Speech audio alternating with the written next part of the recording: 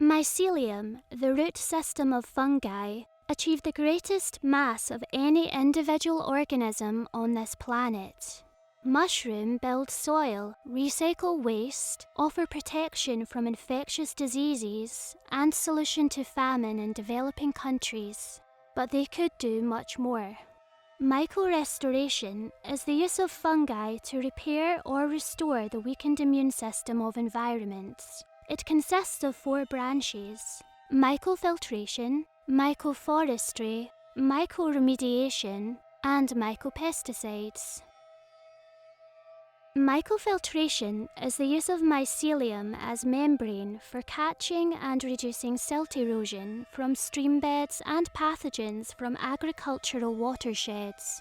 Mycelial beds could filter out pathogens, including bacteria, viruses, and chemical toxins. Mycoforestry can be used to preserve native forests, enhance replanted trees, recycle woodland debris to create nutrient-rich soil, and strengthen sustainability of ecosystem. Logging companies should consider retaining wood debris on site instead of burning it, and using spored oils in chainsaws, chippers, and cutting tools to speed up decomposition.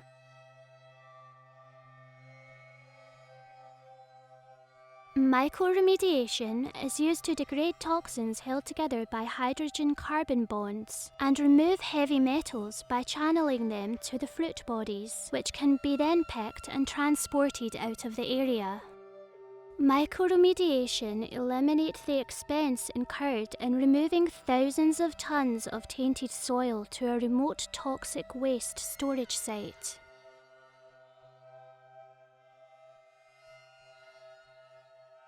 Chemicals used in pesticides harm non-targeted organisms, pollute water, and impair human health.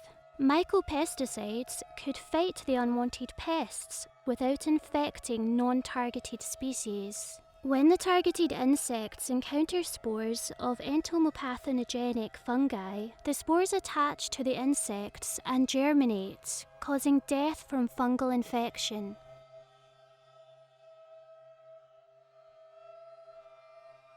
Bees are crucial pollinators affecting crop yields. The bee colonies face massive danger called varroa mite. It lives on bees, infecting them with viruses, which could eventually lead the colony to collapse.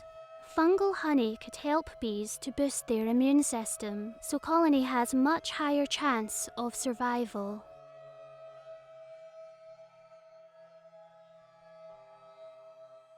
And now we could learn how to grow mushrooms. To start growing mushrooms, what you first need is a liquid culture, and this is Bratislavan oyster fungus, otherwise known as grey oysters.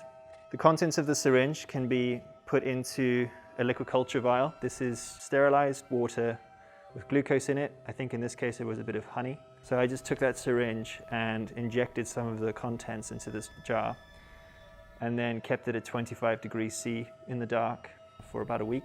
This can be used to colonize spawn.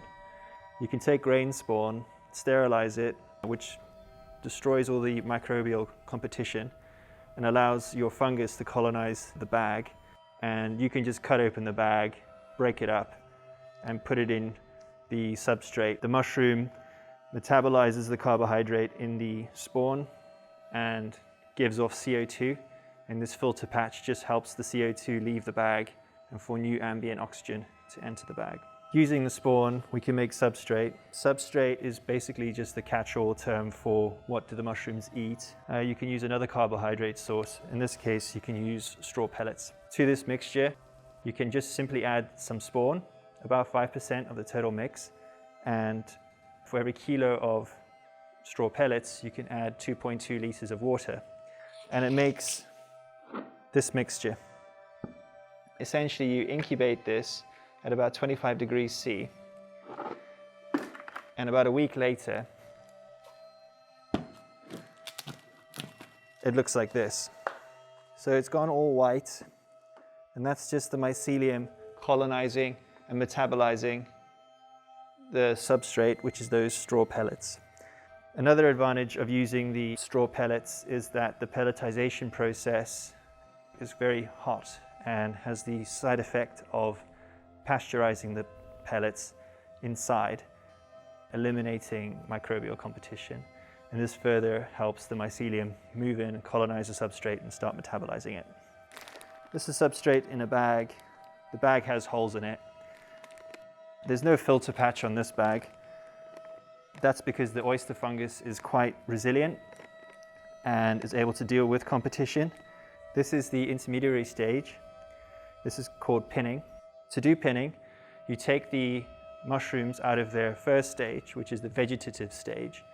This is where the mushrooms are kept in a dark, warm environment with high CO2. And to initiate pinning, you simply take them into an environment where the temperature is 10 degrees lower than the incubation temperature.